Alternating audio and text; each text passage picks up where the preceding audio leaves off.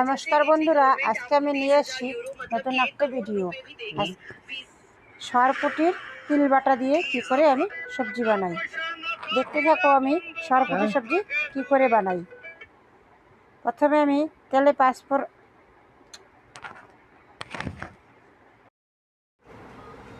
তেলের মধ্যে দিয়ে দিলাম পেঁয়াজ কুচি, গোটা জিরে, শুকনো লঙ্কা, তেজপাতা দিয়ে দিলাম পেঁয়াজ বাটা ভালো করে কষিয়ে নিয়ে দিয়ে দিলাম গরম মশলা ভালো করে কষিয়ে নিলাম। তারপরে দিয়ে দিলাম টমেটো সস, কিছুক্ষণ কষিয়ে নিলাম। টমেটো সস দিয়ে কিছুক্ষণ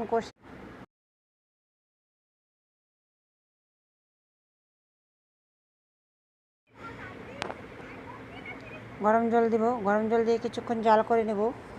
এরপরে মাছগুলো দিয়ে দিলাম, মাছগুলো দিয়ে আরেক কিছুক্ষণ জাল করে নেব।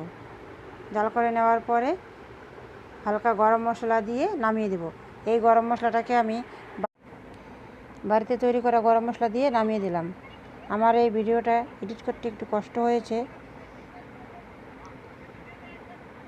বারে বারে মোবাইলের সাউন্ডটা বন্ধ হয়ে যাচ্ছে, তার জন্য সবার কাছে সরি চেয়ে নিচ্ছি।